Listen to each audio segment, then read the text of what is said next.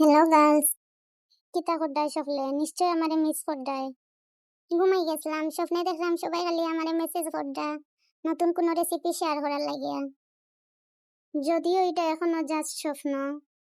আজ এইটা কথা না বাড়াইয়া চলো আমরা রেসিপি শুরু করি। ফার্স্টে 2 কাপ চাউল বালা করে ধুইয়া আধা ঘন্টার মতো ভিজাইয়া রাখুন। আধা ঘন্টা পরে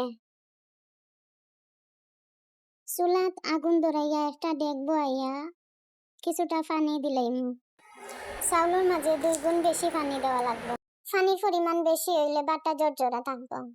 ডেগর মাঝে পানি 1 চামচ লবণ, সামান্য একটু তেল দিমু। তেলটা দেওয়ার চেষ্টা করবা, দিলে ভাত একটার সাথে একটা লাগতো না। ভাত যখন 80% হয়ে যাব তখন একটা জাজরির মাঝে নিয়ে ভাতটারে পানি চাকিয়া ঠান্ডা পানি দিয়ে ধুইলিম।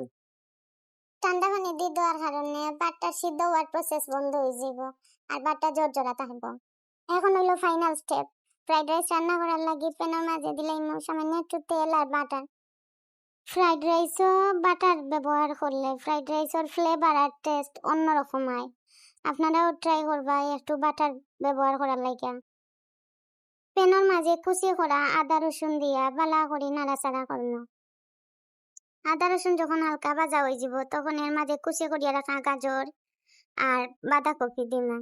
সবজিগুলো একটু নাড়াচাড়া করিয়া দিলাই 1 চামচ গোলমরিচের গুঁড়া, 1 চামচ টেস্টি সল্ট আর সয়া সস আর দিমু ওয়েস্টার সস 1 চামচ। রেস্টুরেন্টের মতো স্বাদ খাইতে হইলে অবশ্যই এগুলা দেওয়ার চেষ্টা করবা। সস ছাড়া ফ্রাইড রাইস আর স্ট্যাটাস ছাড়া ফেসবুক আইডি একই কথা। সস না দিলে ওই যাব সিলেটি ভাত বিরিয়ানি। অন্য চুলাবাই একটা প্যানের মাঝে তেল দিয়া 2টা ডিম দিয়ে লবণ আর সামান্য গোলমরিচ দিয়া গুলিয়া জুড়ি বাজে করে লিমু। তারপরে এই ডিম গুলারেও মিলাই লিমু ফ্রাইড রাইসের সবজির লগে।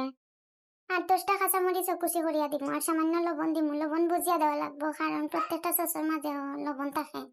সপ্তাহে একটু সময় গুটানাটা করিয়া আর দিলাই আগে তাকে রেডি করিয়া রাখা ভাত।